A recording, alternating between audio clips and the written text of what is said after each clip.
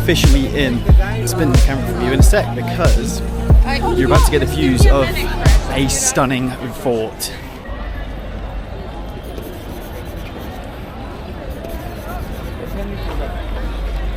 So I'm going to give you some spiel instantly as we go through here, because this gate is called the Lahori Gate, and basically it's called that because it points towards Lahore. It's all made of red stone, so you would have been able to see it from so far away. Beautiful detailing.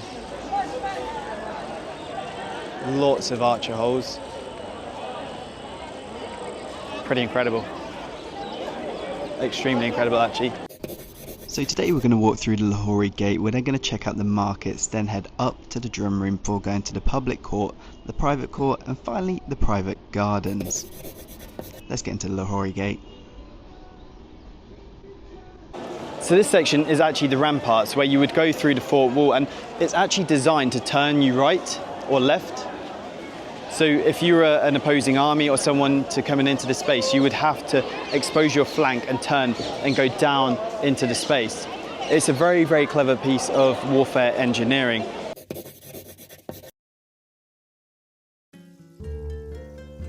This is the first indoor market ever created. And it was actually created by Shah Jahan himself to cater towards the people who were living in the Red Fort. A lot of people don't realise, you kind of feel like you're walking straight into a market, but that is actually done for a purpose, because Shah Jahan designed this space for the people of the Red Fort to feel more engaged with the people outside of Chandni Chowk. Now I'll show you Chandni Chowk in a little while, because it's absolutely chaos and it's like the main market hub. You can find spice markets there and things like that. But this itself was basically, you could almost call it a luxury shopping mall, specifically designed to be indoors so it's cooler. It's defended by the ramparts, and then you would come through. You can imagine people here centuries ago, as people are now, maybe less of them, far less of them, but just shopping in here. So there would be silks, things like that, from all over the Silk Road that would have been brought to be traded on this market for the people of the Red Fort. Now you would have had to be in the luxury bracket to be able to afford these, but this dome has effectively been built exactly to shelter the people from the sun, keep them cool while they're shopping, and give them a luxury experience. So next time you're in a shopping mall thinking, where did this all originate? You could argue that this is the first ever indoor mall. How cool, or shopping centre as you said in the how cool is that? So why build it? Well, Shah Jahan had really made the capital in Agra, and there wasn't much more he could actually do in Agra. So to kind of legitimise his authoritarian rule, he actually built this here as a statement piece. Now, the location, Delhi itself, is actually in a prime spot for trade. So if you control Delhi, he would control one of the most economically powerful spots in the whole of India. Even though it nearly broke the empire to do so, it was effectively saying that they're all powerful, all knowing, and not to be messed with. This awesome structure is the drum room, and the Mughals would play music from here 5 times a day, and it would also be used when people returned to the fort. Music from this point would be able to be heard from all points of the fort. It's actually believed that 2 other emperors were assassinated in this location. This red stone here, if we look at it, is Quila stone. And this was mined all the way in Rajasthan and shipped over by horse and cart. And these sculptures and carvings are all meant to epitomise the Garden of Eden. So it's the creation of a garden space, and a space that is that of divine leadership. So all of these markings and these sculptures, they're more than just decorative, they're a statement of power, and a pretty big one too. You can see the Persian influences in the arches and the geometrics up here. Beautiful play on geometries.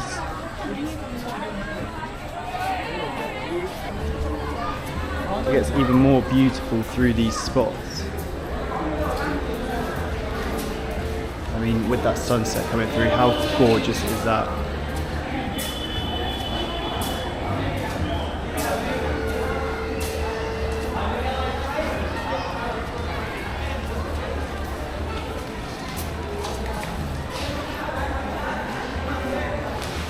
Again, you can see the garden designs up here, symbolising the Gardens of Eden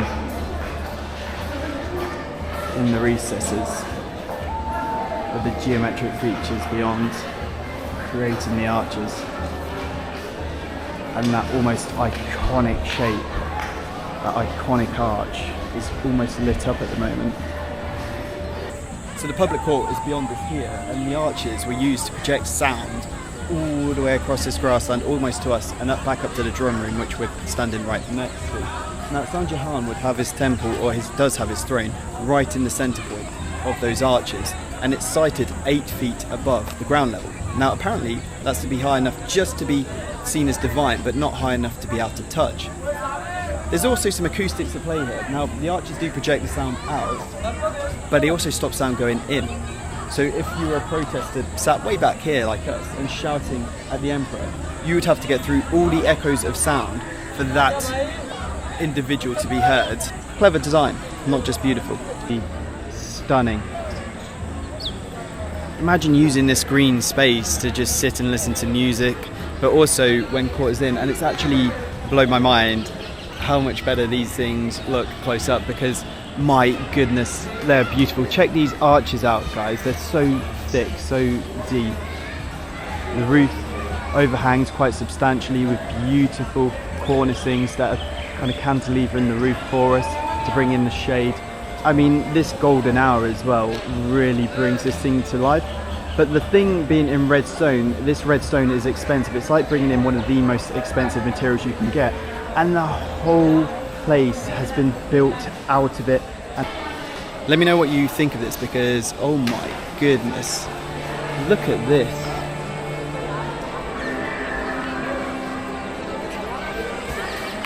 What an absolute treat of a day. I'm actually pretty pleased I come in sunset hour, because it's beyond stunning. And snaps of this with my big camera so you can, and put them on the website so you can see more, but you can just about see the jali work. The jali work is this lattice work here. The arches are up here, and you can see they're all inlaid with beautiful gemstones. This sunset golden hour is absolutely blowing my mind. How beautiful is it? How lucky are we to be here? I mean, I'm going to walk over to the private courts, because if you think this is beautiful, then we need to go over there and check it out even more, because you're about to see some of the most detailed marble work you will ever see. These beautiful things are the royal courts, and these are not made in the red Quila stone. They are made in, yep, you've guessed it, that iconic marble that we see in India. I mean, this has been carved by hand. This. Look at how tight the details are between.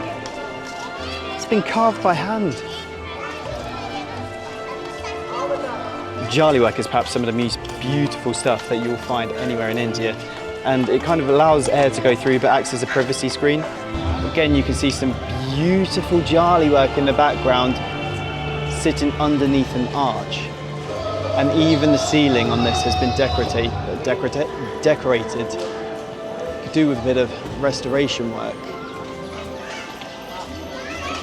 You can see all the intricate detailings of each and every column base, and it's just a pure show of power.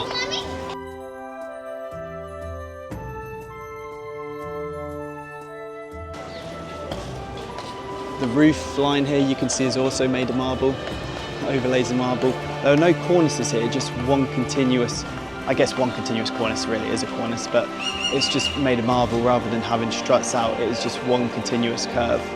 But it's pretty much very similar podium to what we've just seen in the public court, but this one is just made out of marble. It really is saying the big boys play over here.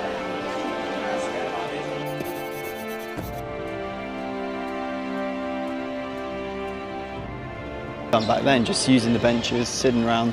Again, these would have all been filled with water. There may have been a sculpture or something on this podium.